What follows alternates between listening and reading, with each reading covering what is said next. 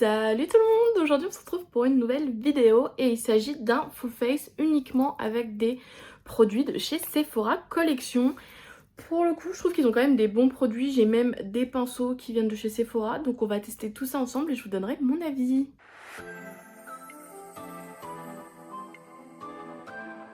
Ces derniers temps, Sephora Collection nous ont sorti pas mal de trucs. J'ai pas toutes les nouveautés make-up, etc.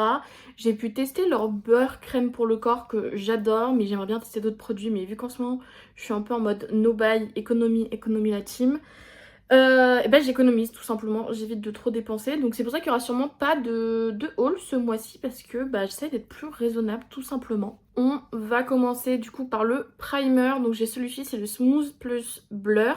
Donc c'est censé adoucir et flouter, enfin lisser et flouter le teint. J'ai pris celui-ci parce que j'avais pas de primer dans ce style là et que vu du coup que je voulais tester des trucs chez Sephora Collection, je me dis autant prendre quelque chose que j'ai pas encore dans ma collection.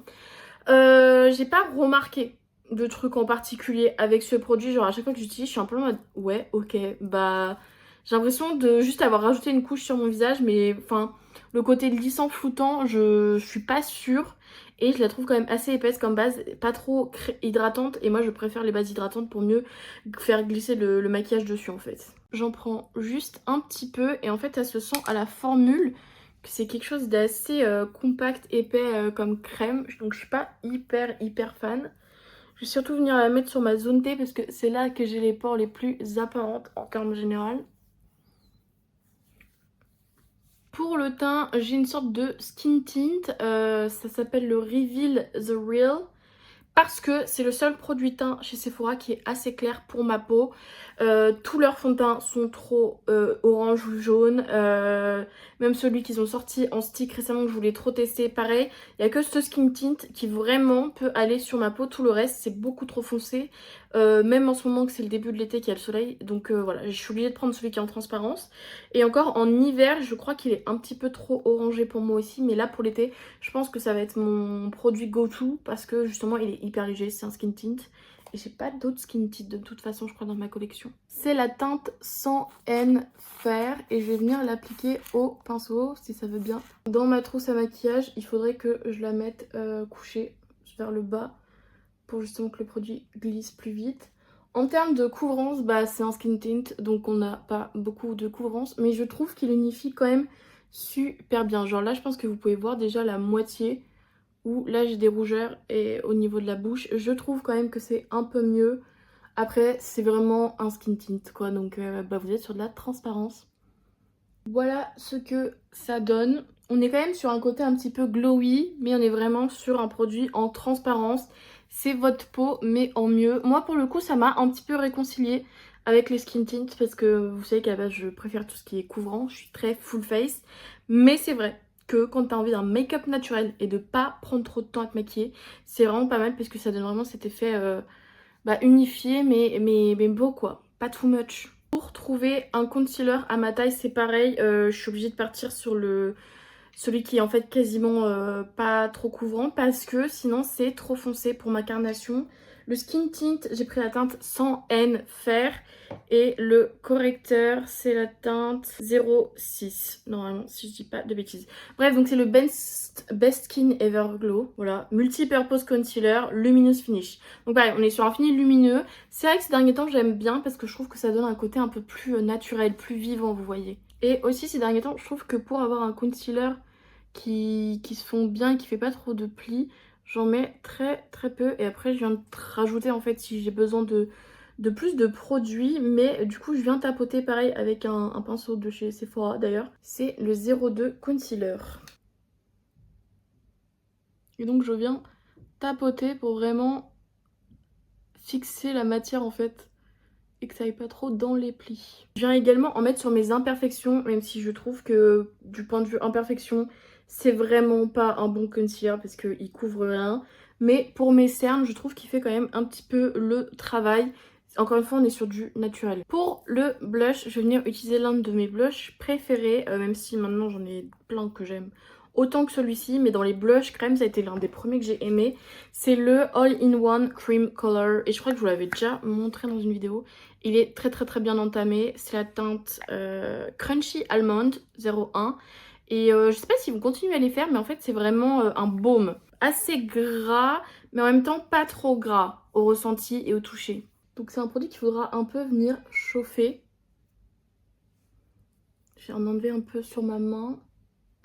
Et hop, on va venir le travailler comme ça pour vraiment qu'il se fonde en fait au teint qu'on a fait auparavant. C'est vraiment ce genre de produit. Il y a un vrai avantage avec cette formule, tout simplement, c'est que elles se font vraiment super bien avec votre teint et que donc si vous en mettez trop, si vous ratez, vous pouvez l'estomper super facilement. Vous pouvez retravailler avec un peu de skin tint sur votre main super facilement. Genre c'est vraiment en fait l'une des meilleures formules pour débuter je pense avec des blushs liquides ou crémeux en fait. Bref, c'est d'ailleurs grâce à ce produit que je me suis mise au blush liquide et crémeux. On passe à la palette de bronzer, en tout cas la partie crémeuse. Je la trouve sympa, après je suis moins fan du fait que tu es obligé d'acheter 3 produits, donc si t'en aimes qu'un ou deux sur les 3, bah je trouve que c'est un peu une perte d'argent. Je suis pas hyper fan de cette teinte d'highlighter tout d'abord, donc pour moi c'est pas ouf d'inclure l'highlighter dedans. Ensuite le bronzer, je suis mitigée, faut que je le réessaye, celui en poudre. Par contre j'aime beaucoup celui en crème, je le trouve pas trop chaud, pas trop foncé, ce qui est bien vu que c'est la palette Bronze Me Softly, donc la numéro 1. Donc après on va retester, celle-là j'utilise régulièrement, le reste moins, donc vraiment là ça va être révélateur ou pas si j'aime. Je vais venir prélever au pinceau et un petit peu chauffer la matière sur ma main parce que c'est un produit très pigmenté et du coup j'ai pas envie de foirer ce que j'ai fait depuis tout à l'heure à cause de ça.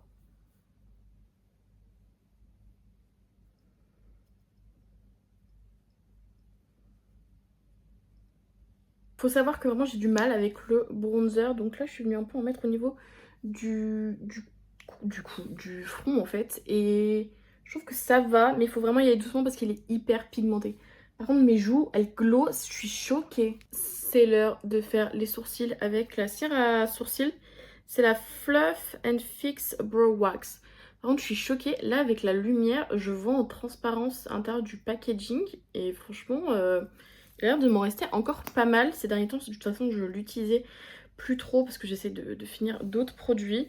Mais c'est vraiment l'une de mes cires favorites. Tout simplement parce qu'elle est facile en fait à travailler grâce à l'embout. Les sourcils sont faits à chaque fois, c'est hyper rapide et hyper beau. Genre, j'ai jamais eu des aussi beaux sourcils qu'avec cette cire, je trouve. Donc voilà, énorme coup de cœur. Pour la poudre, je vais venir utiliser celle-ci. J'ai dire de chez Sephora, mais c'est le but de la vidéo, merci. Donc c'est la 12 Hour Setting and Mattifying Powder. Poudre matifiante et fixante, 12 heures. Je préfère les poudres compactes. Je sais, c'est une non-populaire opinion parce que j'ai l'impression que c'est vraiment la mode en fait des poudres libres. Mais je sais pas, les poudres libres, genre ça me saoule de ouf. Et d'ailleurs, j'ai déjà atteint le pan sur celle-ci, mais en fait genre surtout la Huda Beauty où vous voyez toutes les poudres hyper populaires, je les trouve hyper asséchantes. Je sais pas, je suis hyper chiante au niveau des poudres et pourtant j'ai la peau grasse hein, donc je devrais aimer les poudres épaisses qui matifient et tout, mais oh, la Huda c'est vraiment mon enfer personnel. Je trouve vraiment que j'ai un maquillage trop moche quand je l'utilise. J'ai vraiment le teint tout sec, tout cakey, pire poudre sur le marché. Et je sais qu'il y a plein de gens qui l'aiment, surtout des gens avec la peau sèche et tout, enfin bref.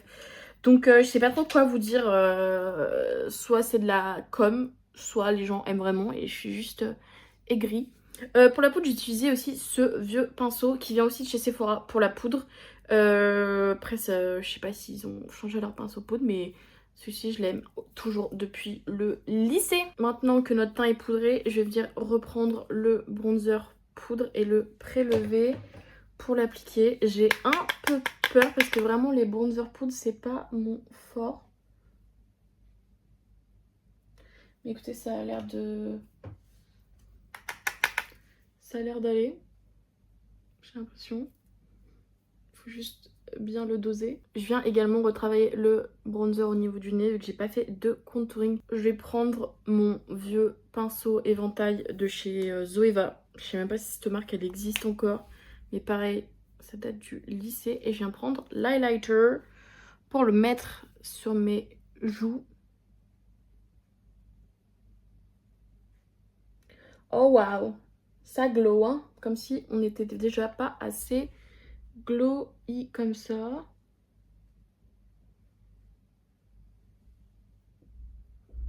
Ok, et maintenant on the top of the nose. En vrai, je trouve mon teint assez beau. Je sais pas ce que vous en pensez. Seul inconvénient, c'est que mon maquillage pâle un peu au niveau du nez. Genre, c'est très très très sec. Pour les yeux, on a deux options en termes d'ombre à paupières. On a cet ombre à paupières liquide à paillettes. C'est les Special Effects et c'est les plus récents. Voilà. Très très beau, même si je trouve que les paillettes se voient un peu moins sur les yeux que quand vous le swatchez sur votre main. Et on a cette mini palette, c'est les mini Mix and Match. Enfin bref, vous pouvez sortir le miroir et vous pouvez changer les teintes, faire des palettes composées de ce que j'ai cru comprendre. Ah ouais, regardez, hop. Donc à voir comment je travaille les deux ensemble. Je pense que je vais venir mettre en base celle-ci, la liquide, et je vais utiliser d'ailleurs un pinceau Sephora aussi pour les yeux pour l'étaler, et on viendra rajouter vite fait en topper les paillettes bleues de l'autre palette. Alors, par contre, faut faire attention et les travailler assez vite. Je vais tester au doigt parce que je ne l'ai pas trop fait encore pour l'instant, voir si ça brille plus que si c'était au pinceau.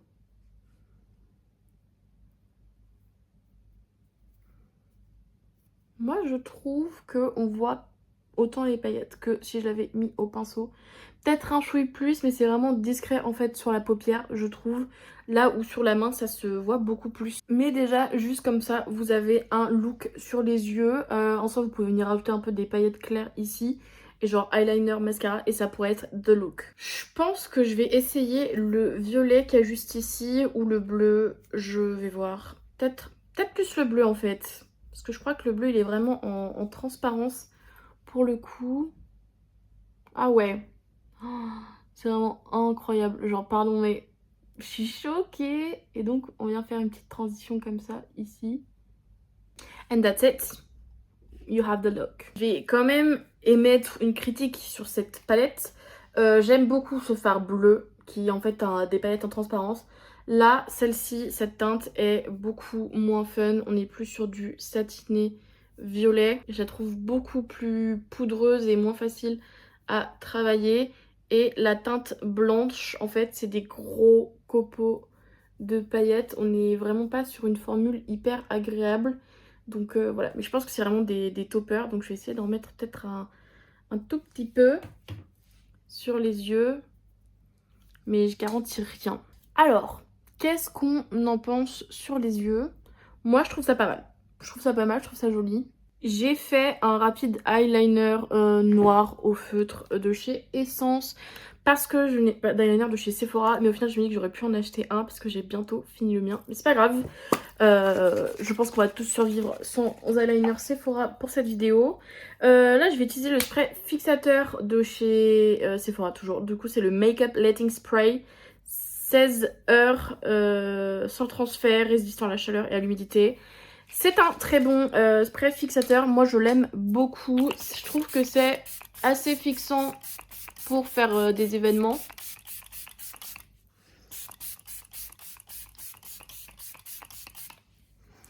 Mais c'est pas trop asséchant non plus, je trouve qu'il y a quand même un petit côté hydratant au produit. Pour le mascara, je vais venir utiliser le Love the Lift. C'est un mascara, je crois, un peu recourbateur. Je sais pas, en fait je comprends jamais rien au mascara, à part qu'il y en a qui font du volume et qu'il y en a que c'est des tubing mascara. Je vais pas venir relever mes cils, tout simplement pour que vous voyez à quoi ils ressemblent sur des cils droits classiques. Pendant une période c'était presque mon préféré. Au final maintenant je pense que il a été détrôné. On va venir faire un petit contour des lèvres avec ce crayon de chez Kaleidos parce que j'en ai pas de chez Sephora non plus. Désolée, c'est le chat.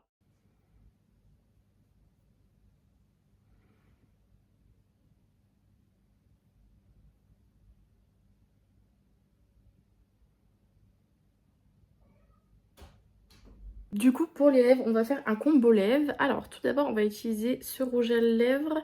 C'est le Magnetic Wave Lipstick. C'est un Laker Shine, donc c'est un rouge à lèvres brillant. Hop.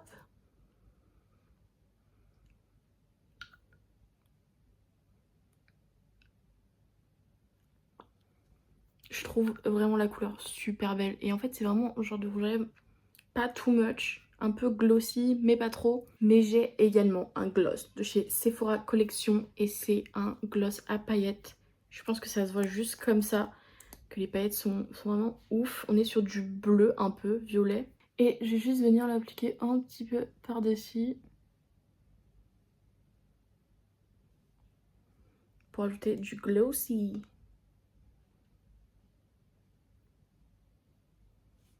Je dois reconnaître que ce combo lèvres est pas ce qui met le plus en valeur ce gloss. Mais normalement, c'est vraiment genre des paillettes violettes, bleues, hyper froide. On est vraiment sur l'un des gloss les plus pailletés que je connaisse. Très très beau. Une amie a acheté exactement le même parce qu'elle le trouvait trop beau. Et du coup, voilà. Alors, Sephora Collection, qu'est-ce que j'en pense? J'ai pas pu tout tester dans la marque. En tout cas, ce que je peux vous dire, tout d'abord, les produits que je me vois à 100% racheter, mais genre vraiment si je les finis, je pense que je les rachète, c'est la poudre et le gel à sourcils. Je les trouve vraiment exceptionnels. Surtout le gel à sourcils, c'est le meilleur que j'ai dans ma collection. Donc voilà, si je devais en racheter un de tout ce que j'ai dans mes gels à sourcils, ce serait celui-ci. La poudre, c'est pareil, c'est ma préférée et c'est une poudre compacte en plus. Donc voilà, je la trouve à chaque fois qu'elle a un beau rendu sur le visage. Vraiment, moi. Les produits teint, je les trouve un peu chers quand même. Je suis pas hyper fan de certains produits ici. En tout cas, les parties baume, des fois j'ai quand même un peu des trous. Donc il faut vraiment bien les chauffer pour bien les travailler. Le skin tint et le correcteur, je les adore, mais je les trouve un petit peu chers quand même pour du Sephora Collection. Les produits pour les lèvres, pour moi, c'est 100% validé, il n'y a aucun faux pas. Après, c'est pas non plus des trucs assez révolutionnaires, etc. Juste, c'est des bons basiques à avoir dans votre collection. Par rapport à des trucs de marque ou quoi, cela valent tout autant la peine, je trouve. Là, on a des paillettes, mais c'est pas une formule granuleuse. Là, c'est une sorte de rouge à lèvres glossy un peu, mais c'est pas non plus... ça fait pas de filament, c'est assez confortable à porter, vraiment, ils sont bien. Pour le prix aussi, ils sont assez corrects, je trouve. Tout ce qui est ombre à paupières, je les trouve pas mal. Après, voilà. Est-ce que c'est les meilleurs produits sur le marché? Je pense pas. Surtout pour les ombres à paupières en poudre classique. Après, les ombres à paupières liquides, je pourrais moins donner mon avis vu que j'en ai moins testé. Et pour moi, les produits que vous pouvez clairement passer et ignorer, c'est la base pour le teint et le mascara. C'est des trucs clairement, si je les avais pas dans ma collection, ça me ferait ni chaud ni froid.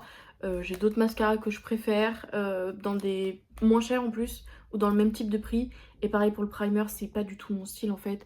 Même si en soi, je pense qu'il a bien flouté, mais voilà quoi, c'est pas ce que je préfère comme primer. En tout cas, je préfère les primers assez crémeux et hydratants quoi. J'ai oublié de préciser, mais dans mes produits que j'adore, il y a le spray fixateur. Pour moi, il est vraiment très top. Voilà, je l'aime beaucoup, même si en ce moment j'en utilise un autre.